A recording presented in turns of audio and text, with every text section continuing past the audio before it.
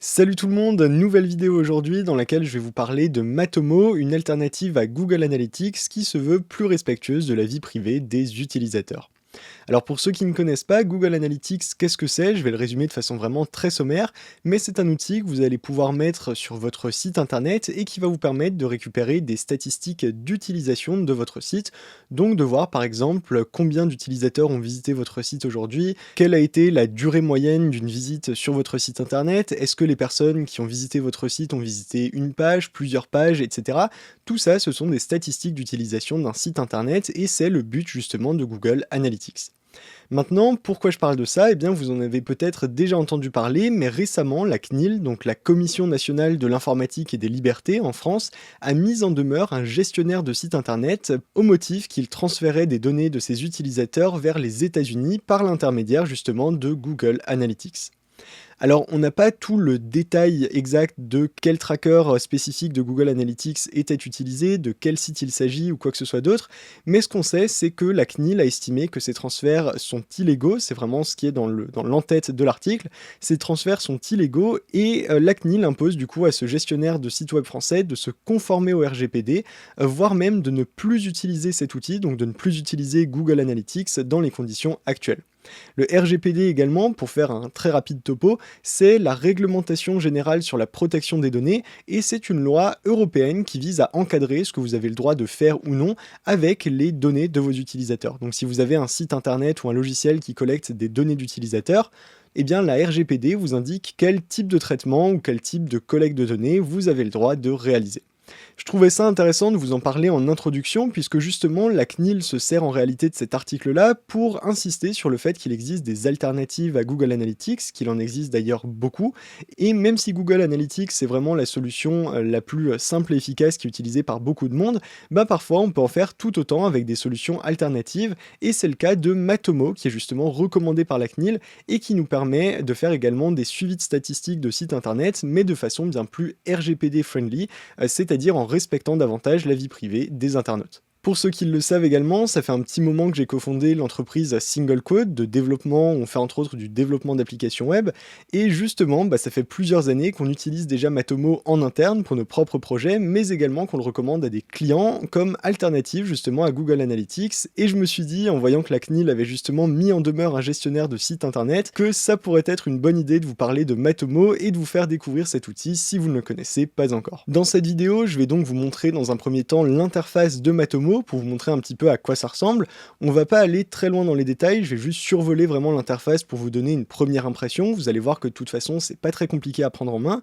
Et ensuite, on passera à la partie installation, où je vous montrerai comment l'installer soit sur WordPress, puisqu'il y a une extension Matomo pour WordPress, soit sur votre propre serveur, donc avec un transfert FTP et SSH pour avoir vraiment votre propre instance de Matomo. Et enfin, on terminera avec la configuration également recommandée par la CNIL si vous souhaitez être exempté de demande de consentement à vos internautes. Je vous en parlerai un petit peu plus en détail dans ce chapitre, mais en tout cas, si vous souhaitez juste découvrir l'interface de Matomo ou bien l'installer sur votre serveur, libre à vous d'aller directement au chapitre qui vous intéresse. On va donc commencer par parler de l'interface de Matomo, et pour ça je vous propose de nous baser sur un site internet qui s'appelle dantonpasse.fr. C'est un site tout simple que j'avais créé en fait l'été dernier, où je m'étais intéressé simplement au fonctionnement du QR code parce que c'était tout nouveau à ce moment-là, et je me demandais comment ça fonctionnait de façon un petit peu plus technique, et je me suis intéressé aux spécifications, du coup aux spécifications européennes des QR codes de passe sanitaire, pour en faire finalement un petit outil qui permet de récupérer vraiment une liste exhaustive des données qui sont contenues à l'intérieur d'un QR code de passe sanitaire. Donc c'est vraiment juste un petit site internet tout simple, et ce site-là, je voulais quand même avoir un retour sur les statistiques des utilisateurs pour voir un petit peu combien de personnes utilisaient ce site, est-ce que les personnes faisaient plusieurs visites, ou alors est-ce qu'une personne arrivait sur le site et repartait tout de suite, quelle était la durée à peu près des sessions sur le site, bref, je voulais juste avoir un petit aperçu des statistiques d'utilisation de ce site internet. Si je vous en parle, vous vous en doutez, c'est que j'ai utilisé justement Matomo, et voici à quoi ressemble l'interface de Matomo pour ce site internet dantonpasse.fr. Ce qu'il faut bien comprendre ici, c'est que Matomo, dans ce cadre-là, il est installé en standalone, c'est-à-dire qu'il est installé vraiment sur le serveur, sur le même serveur que le site internet où se trouve dantonpass.fr, et ça veut dire que les données des utilisateurs ne sortent pas de ce serveur-là. Les données des utilisateurs, toutes les données statistiques qu'on va voir sur ce tableau de bord qui est Matomo du coup, eh bien ces données sont totalement stockées sur mon serveur et non pas sur un serveur externe comme par exemple ceux de Google dans le cas de Google Analytics. Au niveau de l'interface, on peut personnaliser ici ce tableau de bord, mais je vous montre un petit peu les widgets que j'ai décidé d'ajouter sur mon interface. À noter qu'ici c'est en anglais, mais je vais vous montrer comment mettre la version en français également. On va avoir par exemple ici les canaux d'acquisition, donc là vous voyez qu'on a des utilisateurs qui viennent de moteurs de recherche, donc Search Engines, mais sans plus de détails sur les mots-clés utilisés. On a des entrées directes, c'est-à-dire des personnes qui ont par exemple ajouté le site aux favoris ou qui connaissent le nom du site et le tapent dans la barre d'adresse. On va avoir tout ce qui est des réseaux sociaux, par exemple ici GitHub puisque le code de ce site est open source. On va avoir ensuite des statistiques sur les visites par rapport au temps. Donc ici vous voyez qu'on a depuis le mois d'août, on a un certain nombre de statistiques. Ici ce sont les visites par semaine et on a tout un ensemble de métriques qu'on peut afficher. Ici en bleu on a le nombre de visites et en orange le nombre de visiteurs uniques. La différence, c'est juste qu'un visiteur unique peut faire plusieurs visites, donc c'est pour ça qu'on a souvent un petit peu plus de visites que de visiteurs uniques, mais on a également tout un autre ensemble de statistiques, comme par exemple le taux de rebond, la durée moyenne d'une visite, le nombre de pages vues, bref, tout un tas de choses qu'on va pouvoir ajouter également sur ce graphique. On peut aussi venir le personnaliser en affichant les détails par jour au lieu de par semaine. On peut choisir d'afficher, là c'est les 365 derniers jours, mais on peut afficher les 180, 90, 60, etc. On va avoir les visites en temps réel également juste ici. Vous voyez qu'il y avait quelqu'un sur le site juste avant. Ici, on est repassé à 0. Mais ça vous donne un aperçu, un tableau de bord finalement de ce qui se passe sur le site internet. Si je déplace cet encart, ici, on a également la partie aperçue ici des visites.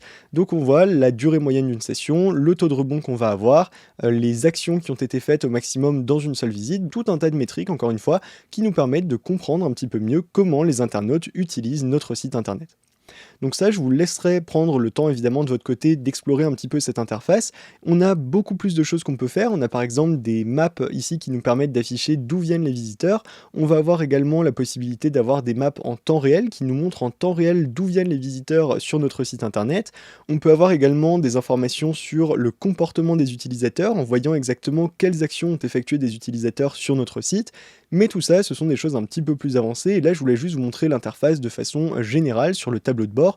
On a, vous le voyez ici, plein d'autres onglets avec des choses plus détaillées sur les visiteurs. Donc là, c'est les widgets que je vous ai montrés juste avant, mais en plus grand. On va avoir des éléments sur le comportement des utilisateurs, sur l'acquisition, donc d'où viennent les utilisateurs. Il y a vraiment beaucoup de choses. Mais ici, avec ça, vous avez déjà un petit aperçu de l'interface de manière générale de Matomo. Ce qu'il faut retenir vraiment de tout ça, ce qui est vraiment le plus important, c'est que Matomo, vous allez pouvoir l'installer sur votre propre serveur et donc les données des utilisateurs et les données statistiques vont rester vraiment à 100% sur votre serveur sans partir sur des serveurs externes dans le cloud ou ailleurs et c'est ça qui est vraiment très intéressant avec cette solution.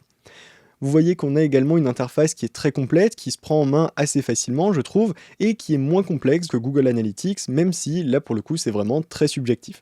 Donc Google Analytics, évidemment, il ne faut pas cracher dessus non plus, c'est un outil qui est extrêmement puissant, on peut faire beaucoup de choses avec, on peut aller très très loin.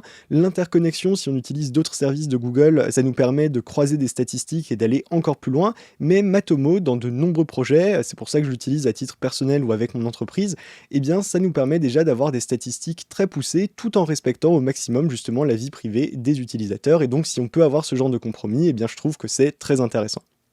Maintenant, je vous propose de passer à l'installation de Matomo et pour le premier exemple, je vous propose de l'installer sur un site internet WordPress.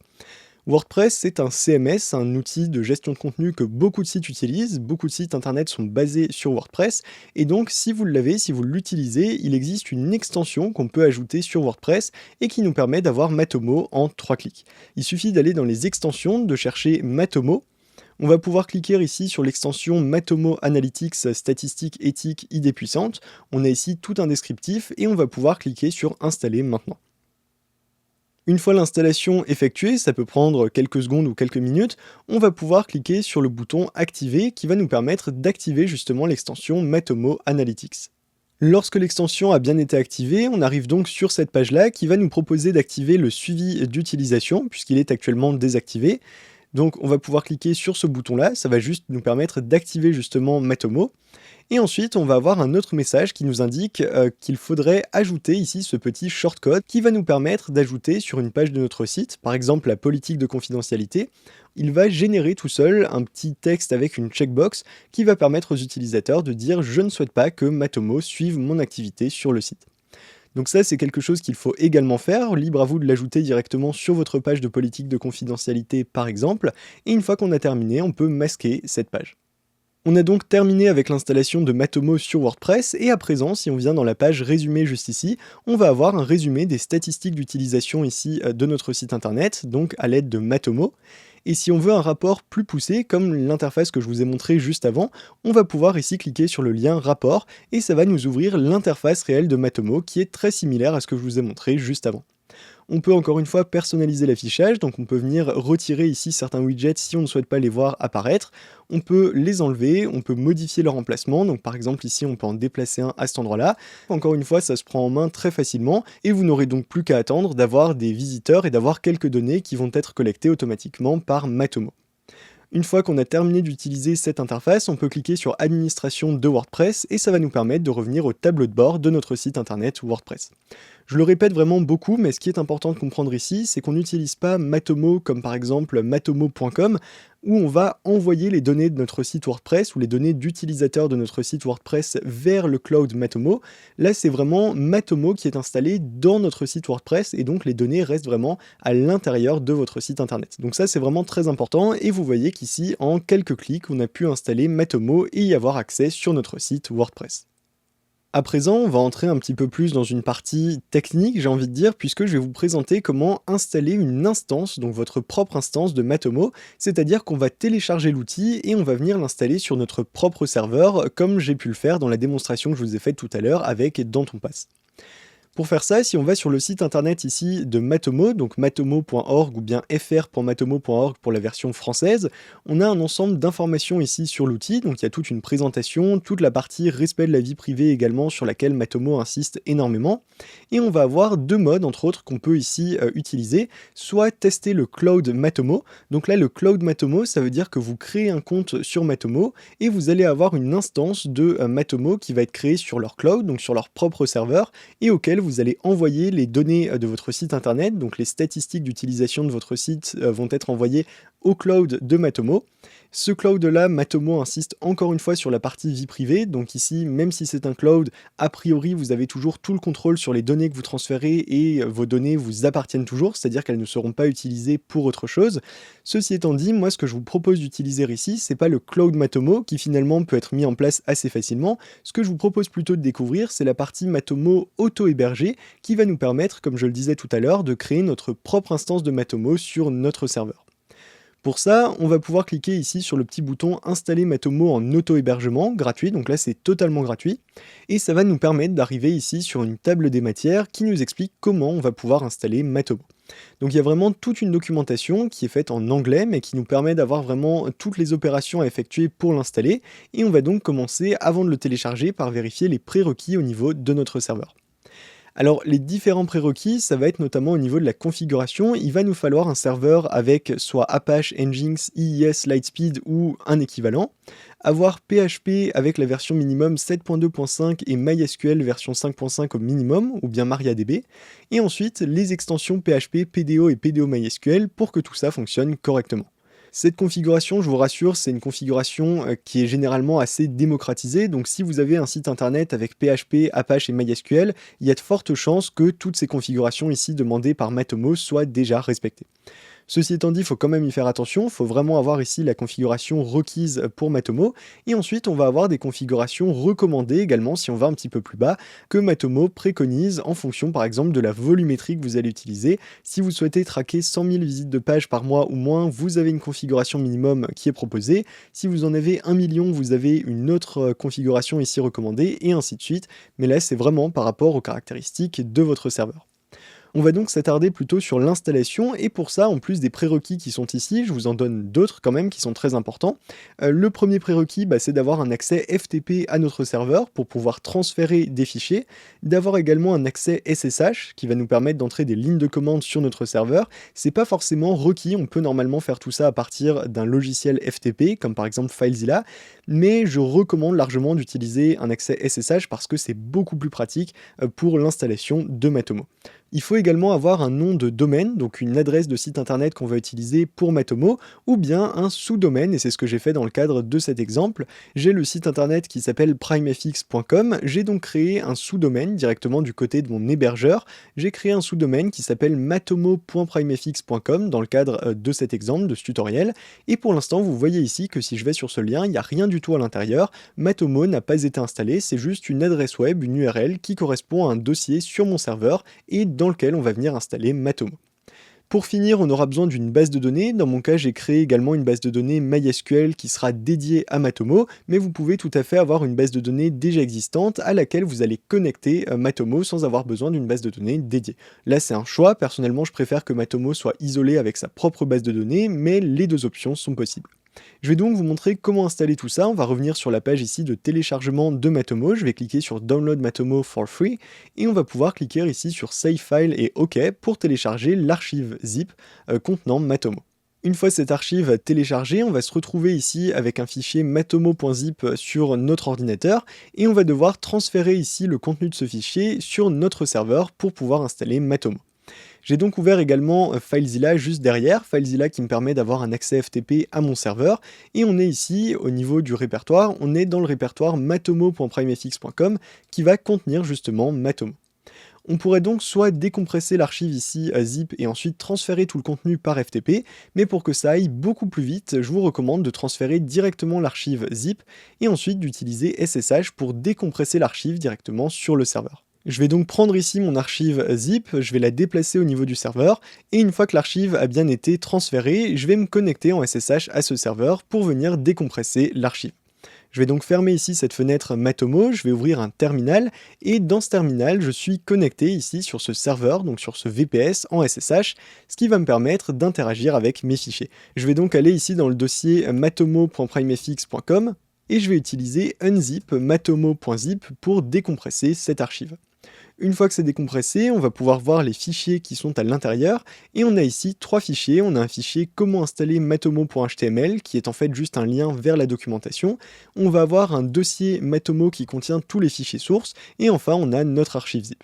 Ce que je vous propose de faire, c'est ici de venir sortir tout ce qui se trouve à l'intérieur de Matomo pour le placer à la racine de ce dossier-là, du dossier dans lequel vous voulez installer Matomo.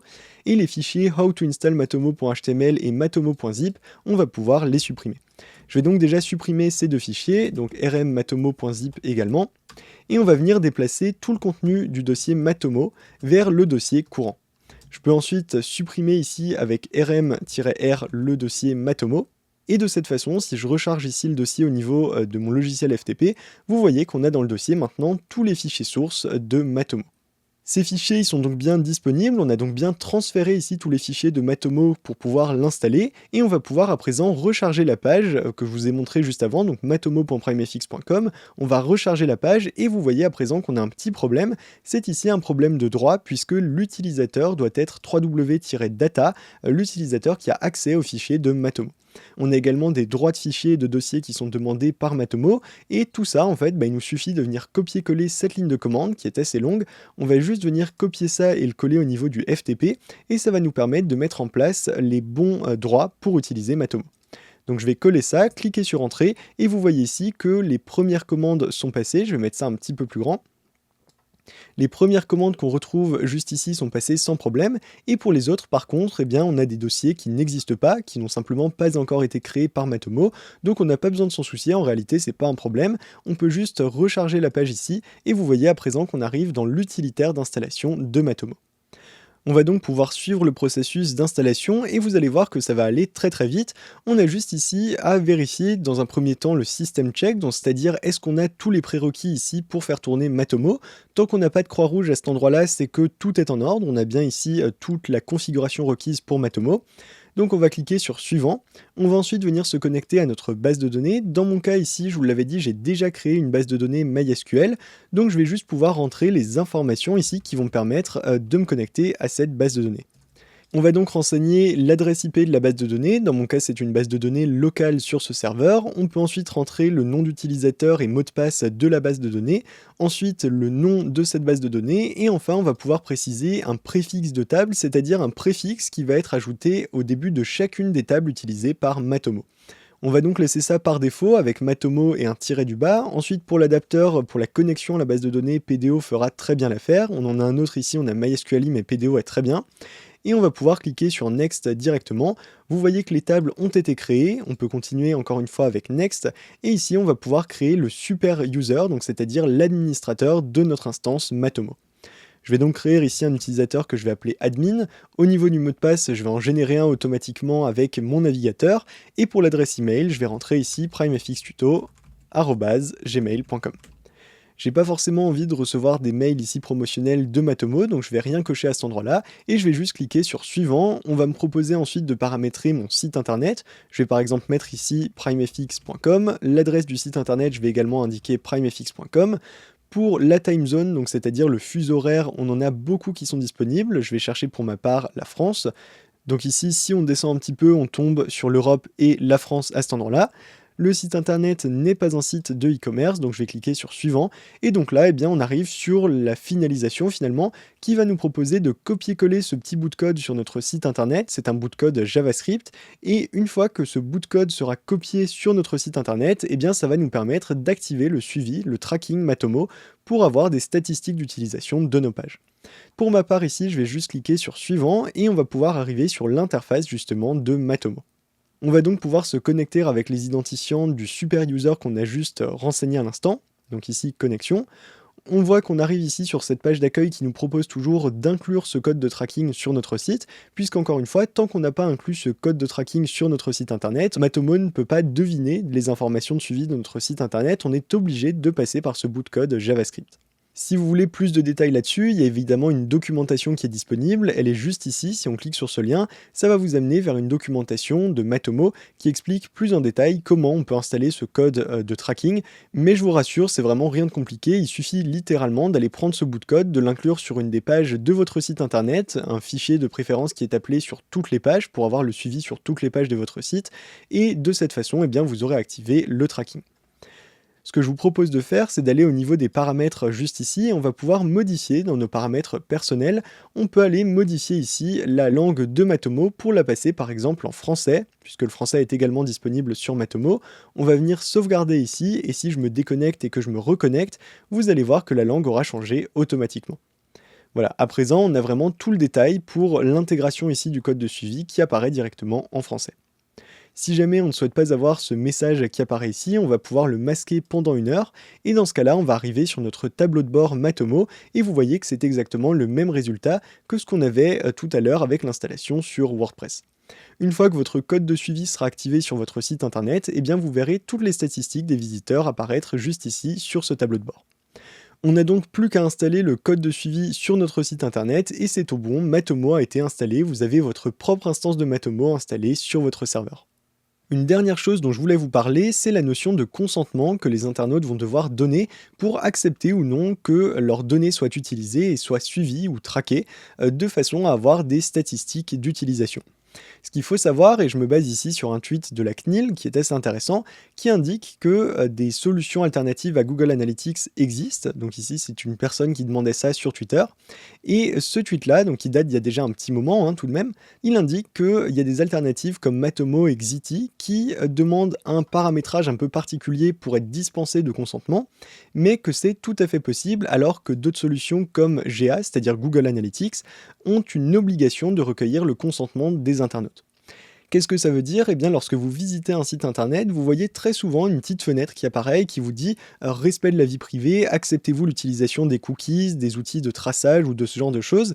Eh bien, avec une exemption de consentement, ça veut dire qu'on n'est pas obligé de demander de consentement à l'utilisateur tant qu'on respecte un certain nombre de règles.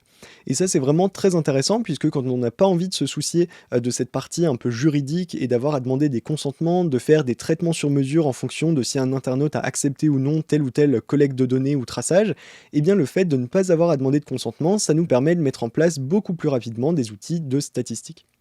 Il y a un article complet, encore une fois, de la CNIL qui est disponible à ce sujet, qui a été mis à jour ici en septembre 2021, donc relativement récemment. Je vous mets ça évidemment dans la description, mais ce que je voulais vraiment vous montrer ici, c'est qu'il existe un guide pour Matomo, donc vraiment dédié à Matomo, et lorsqu'on clique dessus, on va pouvoir avoir un détail qui nous indique la configuration à suivre pour être exempté justement de demande de consentement. Je vous donne un exemple ici, alors la procédure elle est un petit peu plus longue que ça, mais pour un premier exemple, eh bien, il faudrait désactiver les exports de données au niveau de Matomo. Donc pour ça, eh bien, on a tout un guide qui nous explique exactement où aller, c'est-à-dire dans notre cas, je vais le faire ici pour ce premier exemple, on va aller au niveau des paramètres, ensuite système et paramètres généraux, donc ici système paramètres généraux, et on va devoir aller dans la section live et désactiver les journaux de visite et le profil des visiteurs. Je vais donc aller dans la partie live, on a un raccourci tout en haut ici, et vous voyez qu'on peut cocher la case, désactiver le journal des visites et le profil du visiteur. Je vais cliquer sur enregistrer, donc là Matomo me redemande mon mot de passe, et une fois que c'est fait, eh bien, on voit que cette case a bien été cochée et nos paramètres sont sauvegardés. On va avoir ensuite d'autres éléments à mettre en place, donc notamment le opt-out, c'est-à-dire ce qui va permettre à nos utilisateurs de refuser explicitement d'être suivis. Ce opt-out, c'est la même chose que ce dont je vous ai parlé sur WordPress tout à l'heure, c'est simplement un petit bout de code qu'on va trouver au niveau de la vie privée et de désinscription des utilisateurs. On va pouvoir copier-coller une iframe, donc ici un simple bout de code HTML, qui va permettre aux utilisateurs d'avoir cet aperçu-là, donc un bout de texte avec une case à cocher, qui indique que si un utilisateur décoche la case, eh bien il ne sera plus suivi par Matomo. Donc ça, c'est encore une fois une obligation à rajouter, et on a d'autres éléments également à vérifier ici pour Matomo, mais je vous rassure, même s'il y a quelques listes ici, quelques éléments à vérifier, en fait, la quasi-totalité de ces éléments sont normalement des paramètres par défaut de Matomo, c'est-à-dire que si vous n'avez pas modifié les paramètres de Matomo, eh bien ça fonctionne déjà de cette façon-là, donc vous êtes déjà exempté, à part ces deux paramètres ici qu'on vient de modifier, vous devriez déjà être exempté de demande de consentement aux utilisateurs. Alors attention tout de même, puisqu'il y a un compromis à faire avec ça, on ne peut pas être exempté de demande de consentement à un utilisateur et en même temps avoir toutes les fonctionnalités de Matomo. Le compromis à faire, c'est que l'avantage, c'est de ne pas avoir besoin de demander ce consentement, mais le désavantage, c'est qu'on perd certaines fonctionnalités en désactivant l'export des données Matomo. Notamment ici, on perd le journal des visites et des visiteurs en temps réel et la carte des visiteurs en temps réel, c'est-à-dire qu'on ne pourra pas avoir une carte géographique qui nous indique exactement d'où viennent les utilisateurs sur notre site internet. Donc ça, c'est un compromis, à vous de voir si vous préférez demander un consentement et avoir ces statistiques-là, ou bien si au contraire ça ne vous dérange pas de ne pas avoir ces informations et que vous préférez ne pas avoir à demander de consentement aux utilisateurs. Pour reprendre mon exemple de tout à l'heure avec Dantonpass, avec ce site-là, typiquement, moi tout ce qui m'intéressait, c'était de voir rapidement combien de personnes arrivaient sur le site internet, combien de temps elles y passaient, quel était par exemple le taux de rebond, donc d'avoir juste des statistiques très basiques, finalement, ça me suffit amplement, et j'avais pas du tout besoin d'avoir plus d'éléments et d'avoir à demander justement le consentement des internautes. Donc là, c'est vraiment selon votre cas d'usage, mais en tout cas, sachez qu'il existe justement ce genre de guide et ces solutions-là qui peuvent vous permettre d'être exempté de demande de consentement à vos internautes. Vous savez donc à présent comment installer et utiliser Matomo, ou du moins comment l'utiliser dans les grandes lignes, mais vous allez voir que c'est pas très compliqué à prendre en main. Encore une fois, Google Analytics, c'est pas totalement l'outil à bannir, à abolir ou quoi que ce soit, mais selon les cas d'usage, le fait d'utiliser Matomo, ça peut permettre de protéger bien plus la vie privée des internautes et de remplacer totalement, dans beaucoup de cas d'utilisation, l'utilisation d'outils plus complexes ou plus intrusifs justement que Google Analytics. Donc je trouvais que c'était vraiment une bonne alternative et un bel outil à découvrir si vous ne le connaissiez pas. N'hésitez pas à me dire ce que vous en avez pensé dans les commentaires, si vous l'avez déjà utilisé auparavant ou si vous le découvrez et que vous comptez l'utiliser. Je serais ravi d'avoir vos retours à ce sujet-là. Et pour ma part, je vous mets dans la description plusieurs liens et ressources utiles qui pourraient vous servir pour aller un petit peu plus loin avec tout ça, que ce soit dans la partie Matomo ou dans la partie CNIL. Et sur ce, si cette vidéo vous a plu, je vous invite à mettre un pouce bleu et à vous abonner. Et je vous dis à très bientôt pour de prochaines vidéos.